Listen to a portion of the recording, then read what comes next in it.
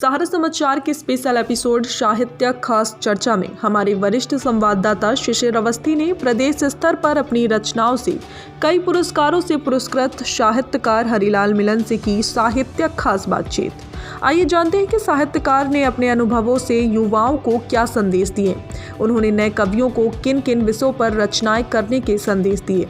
आइए देखते हैं साहित्य खास चर्चा शिशिर अवस्थी के साथ।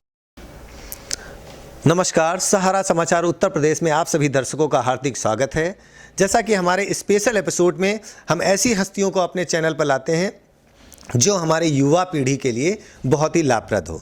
आज हमारे बीच में ऐसी एक हस्ती हैं जिनका नाम है हरिलाल मिलन जी, जिन्होंने साहित्य के क्षेत्र में अपना नाम रोशन किया है और सरकार द्वारा बहुत सारे पुरस्कार भी ग्रहण किए हैं। हम जानेंगे लगभग 9 किताबें उनकी ऐसी हैं जो पब्लिश हो चुकी हैं, जो मार्केट में हैं, और 10वीं किताब पर अभी वो लिख रहे हैं। जानेंगे साहित्य के क्षेत्र में कौन सी ऐसी प्रेरणा थी जो उनको लेके आई है, जानते हैं। नमस्कार जी, मैं हरिलाल मिलन। मेरा जन्म 8 जुलाई 1954 को प्रतापगढ़ जनपद के अंतर्गत ग्राम पूरे गुलाब राय में हुआ। माँ वगैरह बताती हैं कि उस समय बारिश हो रही थी और बृहस्पतिवार था। परेशानी बहुत थी, कठिनाइयाँ बहुत थीं। मैं बचपन अपना जानता हूँ। बहरहाल किसी सूरत मेरा एडमिशन पूरे गुलाब राय में ही एक विद्यालय था, वहाँ हुआ। कक्षा 5 की पढ़ाई करने के बाद कक्षा 6 में एडमिशन हुआ, जो हमारे यहाँ से करीब 2-2.5 किलोमीटर दूर था। हम लोग वहाँ से पैदल जाते थे और उस समय आपसे बताएं कि हम लोग पैजामा या कुर्ता पहन ले तो बड़ी अच्छी बात है, कभी कभी बनियान और अंडरवियर में भी जाना होता था। ऐसी परिस्थितियाँ थी। पिताजी हमारे किसानी करते थे, कोई विशेष अर्निंग नहीं थी। हाँ, ये है कि लक्ष्मणपुर वहीं बगल करते थे, उनको 45 रुपया मिलता था। उस 45 रुपया में कहीं कुछ नहीं होता था। कभी कभी ऐसा भी हुआ, देखिए अब टाइम बड़ी भावुकता के क्षण हो जाते हैं। मेरी फीस भरनी थी कक्षा 6 या 7 की। उन्होंने एक पीतल का एक सामान था, हमारे ही पड़ोस में श्री राम गुप्ता जी हैं, उनके उन्होंने गिरोह रख दिया था, तब मेरी फीस बढ़ी थी। वास्तव में हम लोग बड़ी परिस्थितियाँ विषम रही और जो है पिताजी इसके बाद हमारे कानपुर चले आए। मैं धीरे धीरे इंटर तक पढ़ाई किया वहाँ प्रतापगढ़। और जहाँ तक लिखने की प्रेरणा थी, मुझे एक नीलकंठ होता है, कहते हैं लोग कि जो है उसको अगर आदमी देख लेता है तो शुभ होता है। तो पहले हमने उसी नीलकंठ पर लिखा, नीलकंठ वरदानी हमका पास करा तो जानी। और एक और आपको बताएं, एक लहलहाती जिंदगानी मैंने लिखा बचपन में ही। वो पुस्तक एक राम आश्रय यादव थे, वो गाकर बजाकर उसको बेचते थे। वो मैं 7-8 में ही लिख चुका था, लेकिन उसकी प्रतियां उपलब्ध नहीं है। लेकिन मास्टर राम आश्रय यादव अभी शायद जिंदा हैं, वो गाते थे और एक ढोलक पर बजा करके गाता, तो बहुत अच्छा उस समय था। उससे मेरी प्रसिद्धि हुई, मेरे विद्यालय में भी मेरी प्रसिद्धि हुई। और वहाँ विद्यालय में मेरे पंडित मुनीश्वर दत्त उपाध्याय एक बार आए थे, राजस्व मंत्री, तो उनके ऊपर मुझे लिखने के लिए दिया था विद्यालय के प्रधानाचार्य ने। मैंने जो है वहाँ वो गीत लिखा और वो गीत बहुत प्रसिद्ध हुआ था। हर्षित जन्मभूमि भई मिला आज दर्शनवा, चरणवा जन्मस्थान पर धरे, ये लोकगीत था। वहाँ से फिर जो है इंटर करने के बाद मैं कानपुर आया। कानपुर में पीपीएन डिग्री कॉलेज में मेरा एडमिशन हुआ। मैंने एडमिशन लिया, ईश्वर की कुछ कृपा हुई, मेरी सर्विस उद्योग निदेशालय में लग गई। ये सन 73 की बात है। 72 में मैं इंटर कर चुका और 73 में मेरी सर्विस जो है उद्योग निदेशालय में लग गई। यहाँ मुझे एक सुविधा मिली कि मैं प्रातः 7 से 10 तक विद्यालय जाता था और 10 बजे तक, 7 से 9:30 तक विद्यालय था और 10 बजे के बाद जो है सर्विस करता था मैं 10 से 5 तक। फिर उसके बाद आता था। मैं तैयारी भी कर रहा था और फरवरी 81 में मेरा अपॉइंटमेंट श्रम विभाग में हो गया, श्रम प्रवर्तन अधिकारी पर, लेबर इन्फोर्समेंट ऑफिसर पर। मैं मेरठ चला गया। हाँ, एक चीज़ आपसे और बता दें कि मेरे लिखने का सिलसिला कभी रुका नहीं। मेरठ में भी जा कर के फरवरी 81 की बात है, वहाँ हिंदुस्तान वगैरह में मेरी रचनाएं छपी और लोग बहुत एप्रिसिएट किए। फिर उसके बाद स्थानांतरण होता रहा, मिर्ज़ापुर आए, फिर उसके बाद जो है खलीलाबाद गए, तमाम स्थलों पर हम गए। हाँ, ये है कि जो 1995 की बात है, मेरा ये परित्यक्ता खंड काव्य प्रकाशित हुआ 1995 में, और उसके प्रकाशन के बाद मुझ में गट्स भी आया, क्योंकि वो बड़ा बहुत प्रतिष्ठित हुआ। विद्यालयों में ने मांगा, विद्यार्थियों ने उसको पढ़ा, फिर जो है धीरे धीरे ऐसे हमारी पुस्तकें होती गईं। फिर इसके बाद जो है कानपुर आने के बाद जो है हाँ व्यस्तता का क्षण रहा, लेकिन जो है फिर भी उस पीरियड में मैं लिखता रहा। और जहाँ तक यहाँ की बात है, कानपुर में जब मैं यहाँ सन 2014 में मेरा रिटायरमेंट हो गया, रिटायर होने के बाद जो है हमारे लेखन में गति आ गई।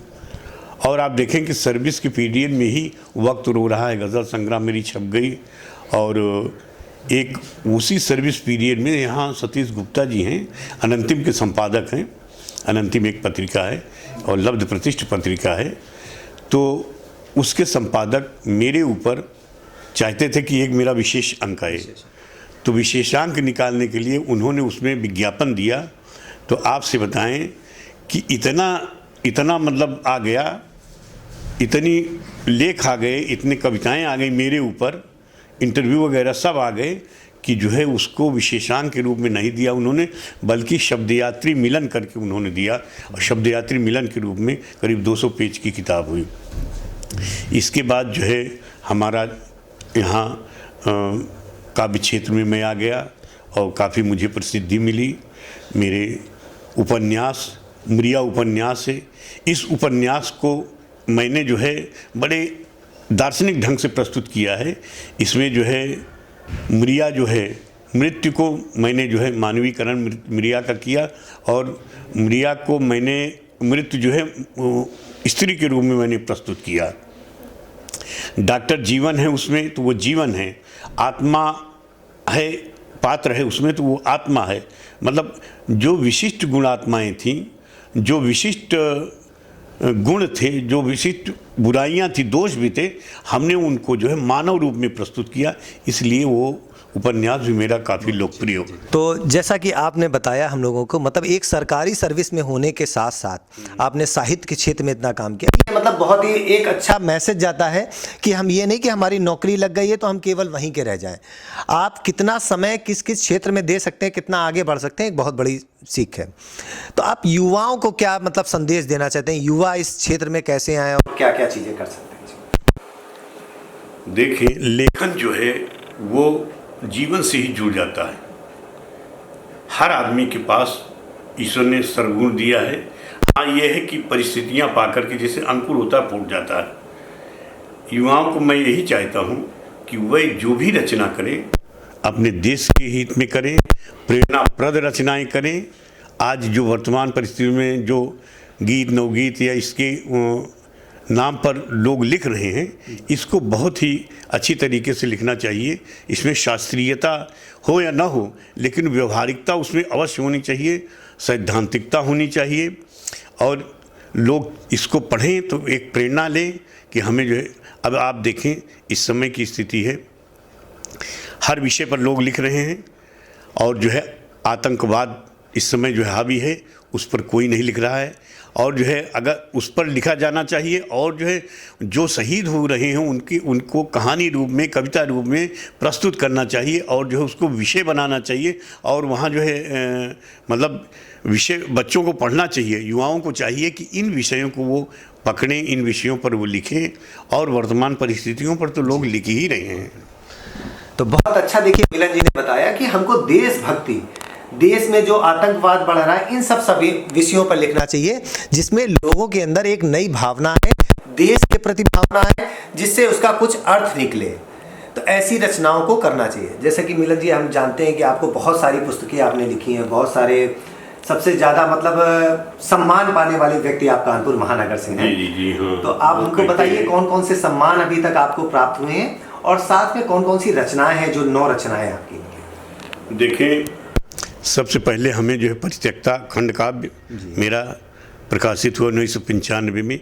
इस पर जो है कलकत्ता की एक संस्था है परिवार मिलन, राष्ट्रीय एकता एवं अखंडता की संस्था है वो, तो वहाँ काव्य वीणा सम्मान दिया जाता है।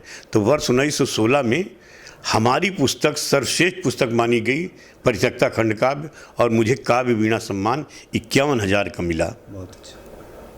इसके बाद पुरस्कारों की तो एक लंबी श्रृंखला है, बहुत लंबी श्रृंखला है, फिर भी आपको बताते हैं। हाँ, महत्वपूर्ण जो बताते हैं। हमें उत्तर प्रदेश शासन से अभी कबीर नामित पुरस्कार मिला। मेरे गीत संग्रह है नमन भारत भारती, उस पर मुझे 75,000 का पुरस्कार मिला और कबीर सम्मान मिला। फिर इसके बाद जो है मेरी एक किताब है वो गीतों की, अंधेरे भी उजाले भी, उस पर मुझे सुब्रह्मण्यम भारती पुरस्कार दिया। उत्तर प्रदेश राज्य कर्मचारी संस्थान ने 1 लाख का पुरस्कार दिया। काव्य वीणा सम्मान के बाद मुझे उत्तर प्रदेश हिंदी संस्थान से 75,000 का पुरस्कार नमन भारत भारती पर मिला। एक कबीर नामित पुरस्कार है।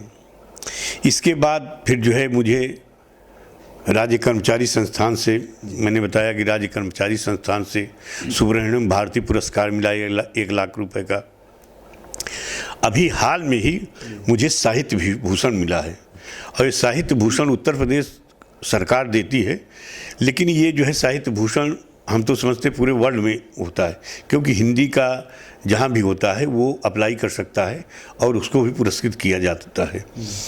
तो ये मतलब अपने देश में तो पूरा है ही है, और जो है तो इस प्रकार ये देश के स्तर का है, और मुझे जो है देश विदेश के स्तर का है, इसे मुझे जो है पुरस्कृत किया साहित्य भूषण पुरस्कार। मेरे समस्त साहित्य पर उत्तर प्रदेश हिंदी संस्थान ने पुरस्कृत किया मुझे, और ये बहुत अच्छा रहा।